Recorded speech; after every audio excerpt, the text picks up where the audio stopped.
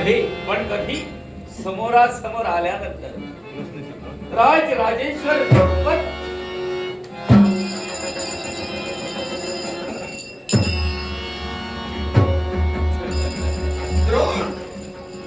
आपली पावलं या पांचाल नगराच्या राजप्रासादी पाहता क्षणी ओळखलं याबद्दल श्रीवार धन्यवाद धन्यवाद धन्यवाद. ये ये मित्रराज ये ते मैत्रीचा प्रेमात आली ते.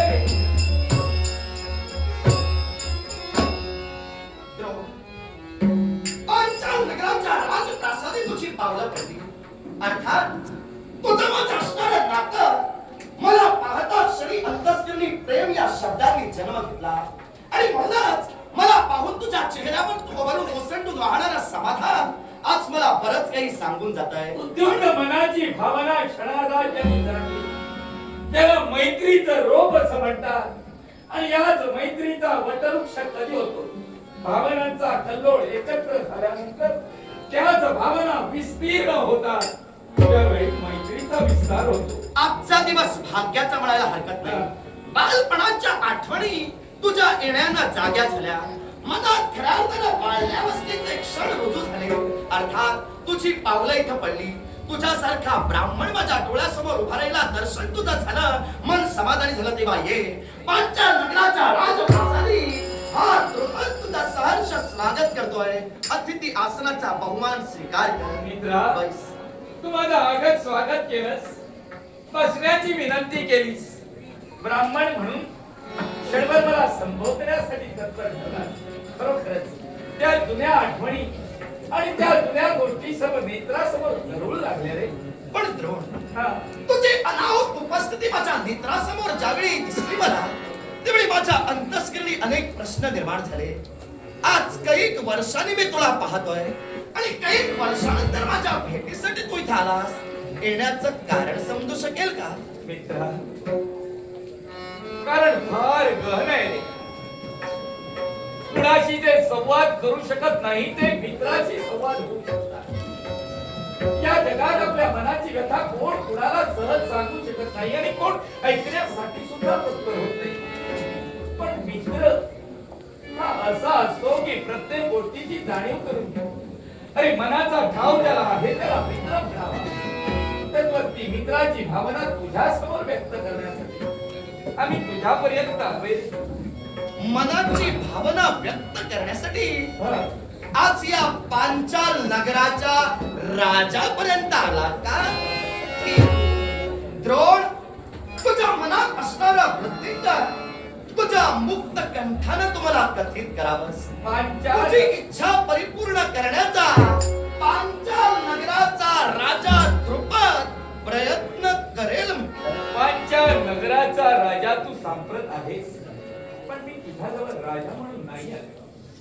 मी तुझ्याजवळ आलोय तो मित्र म्हणून आले रे. मित्र म्हणून आले.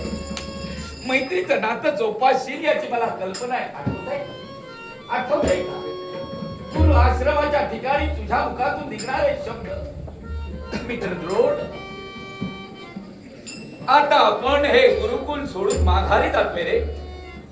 पण भविष्याच्या ठिकाणी जेव्हा तुला कधी गरज भासते तेव्हा फक्त या द्रुपदापर्यंत ये आणि सांग तुझ्यासाठी वाटेल ते करण्यासाठी हे तुझ्या पोटातील शब्द ना.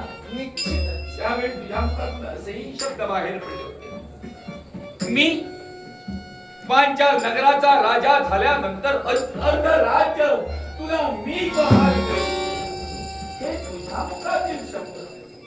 पण राजन हे मित्रराज मला तुझ्या अर्ध्या राज्याची अपेक्षा नाही रे. मी मागूही शकलो असतो तर माझ्या मनात आस असती तर मला फक्त तुझ्याकडून एकच गोष्ट हवी. गोष्ट म्हणजे आज हेतू पुरस्कृत कारण काहीतरी मनात धरून माझ्यापर्यंत या पांचाल नगराचा राजप्रासादी द्रोण आपण पावलं टाकला. अर्थात माझ्याकडून कोणत्या तरी गोष्टीची अपेक्षा आपल्या अंतस्करणी निर्माण झाली आणि ती अपेक्षा मी पूर्ण करावी म्हणून जर आपण माझ्यापर्यंत आला असाल ऐकण्याची जिज्ञासा बोला बोला कोणत्या गोष्टीच्या प्राप्तीसाठी या द्रुपदापर्यंत तुझी पावलं पडली? सहज प्रत्येक जीवाला जगण्यासाठी काहीतरी साधन हवं असतं. माझ्या जवळ पाहिल्यानंतर माझी परिस्थिती तुझ्या ध्यानी आली असेल रे. मला जगण्यासाठी तुझ्याजवळ तर धन नको, अर्ध राज्य नको. तू बोलल्याप्रमाणे ते देशील सुद्धा आहे. उदार मताचा माणूस आहेस तू. अर्थात त्या मताप्रमाणे तू वागशील, पण ते मी घेणार नाही. मी ब्राह्मण आहे, मला त्याची कल्पना आहे. मला फक्त माझा आणि माझ्या परिवाराचा उदरनिर्वाह करण्यासाठी उत्तम अशा गोधनातील एक गाय मला हवी आहे. उत्तम असं एक गोधन मला द्रोण, अरे तुला अन्य काहीही नको, फक्त स्वतःच्या परिवाराचा उदरनिर्वाह करण्यासाठी एखादी गाय तुला माझ्याकडून हवी आहे. माझ्या गोशाळेत कित्येक अशा गायी आहेत. अर्थात एका ब्राह्मणाला गाय दान देऊन गोधन दान दिल्याचं समाधानही मला मिळेल. ब्राह्मणाची एक गाय दान म्हणून तुला द्यायला मी तयार आहे म्हटलं. पण हा म्हणतोय सहज तुझ्या मुखातून शब्द बाहेर पडले रे. एका ब्राह्मणाला गोदान देणं हे पवित्र कार्य आहे. क्षणार्धात मित्र गोदान करे. ब्राह्मणासाठी तू गोदान करशील, मित्रासाठी दान नको. मित्रासाठी भेट हवी. अरे तुझ्या दानासाठी आसुसलेला हा ब्राह्मण नव्हे. दान घेतल्यानंतर त्या दानाची परतफेड करता येत नाही. ते दान परत करता येत नाही, पुन्हा त्याला देता येत नाही. याच्यासाठी मला भेट दे, जेणेकरून माझे जेव्हा दिवस चांगले येतील तेव्हा तीच मित्रासाठी भेट मला देता यावी. याच्यासाठी भेट खबरदार, तुला जर परिवाराच्या उदरनिर्वाहासाठी एखाद्या गायीची गरज असेल तर ही गाय भेट म्हणून मी तुला देऊ इच्छित नाही. माझा सगळ्यात पहिला आणि शेवटचा हा निर्णय, तू एक ब्राह्मण आहेस. अर्थात एका ब्राह्मणाची इच्छा माझ्याकडून पायदळी तुडवली जाऊ नये, म्हणून ब्राह्मणाला दान स्वरूपात एक गाय द्यायला मी तयार आहे. अर्थात माझ्याकडून गोधनचे दान स्वरूपात तुला मिळत आहे.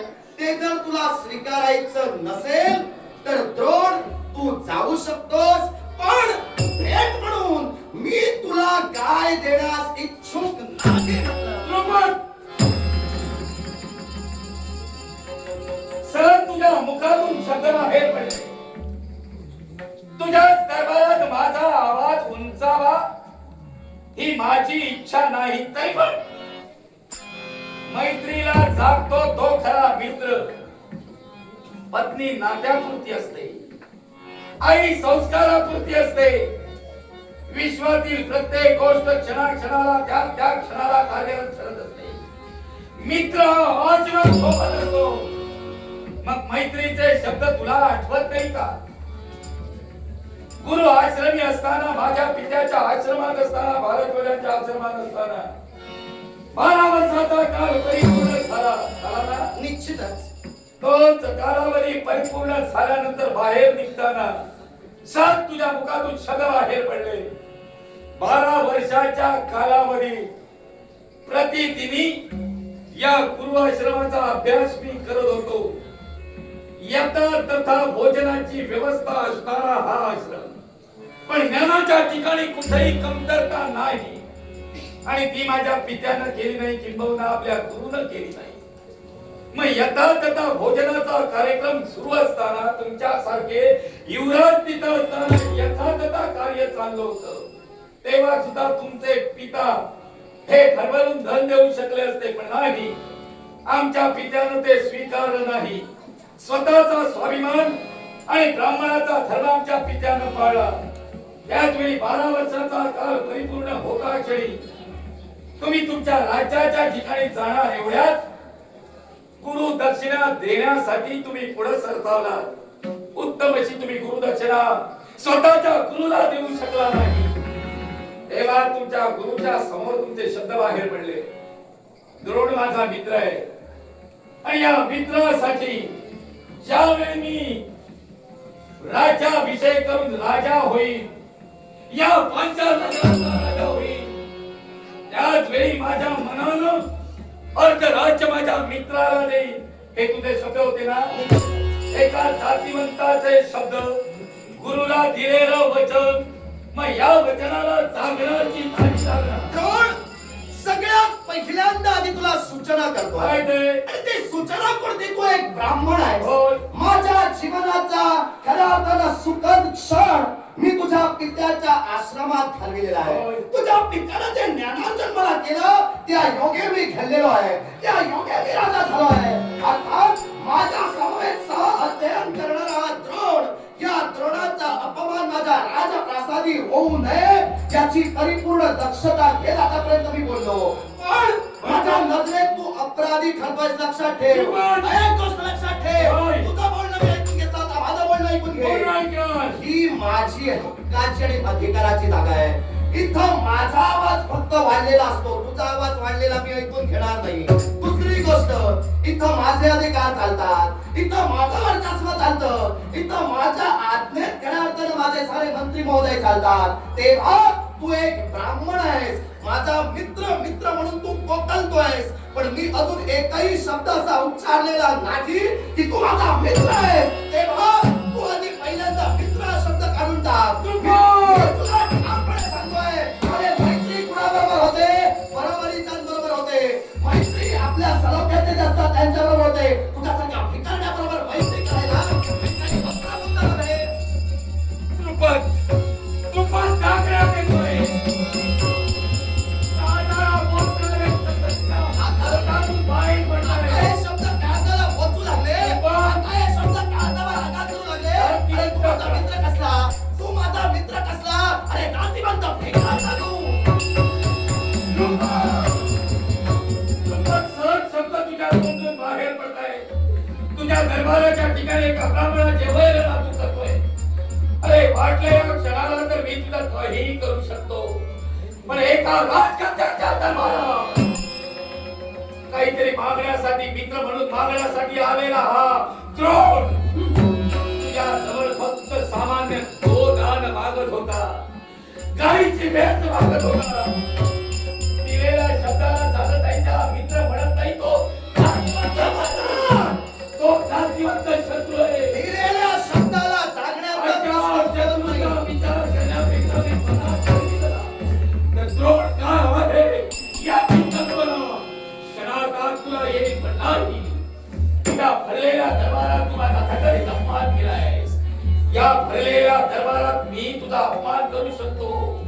द्रुपद, एक गोष्ट लक्षात ठेव, बोललेले शब्द तू पाडू शकला नाही, गुरुला दिलेले शब्द तू पाडू शकला नाही. अर्थात मैत्रीचा अवयव तू केला. मी मैत्रीचा अवयव केला, मी मान्य करतोय. मी तुझ्याशी कोणतीही मैत्री ठेवू इच्छित नाही. मी तुझ्याशी कोणतेही प्रेम संबंध मित्रत्वाचे जोडू इच्छित नाही.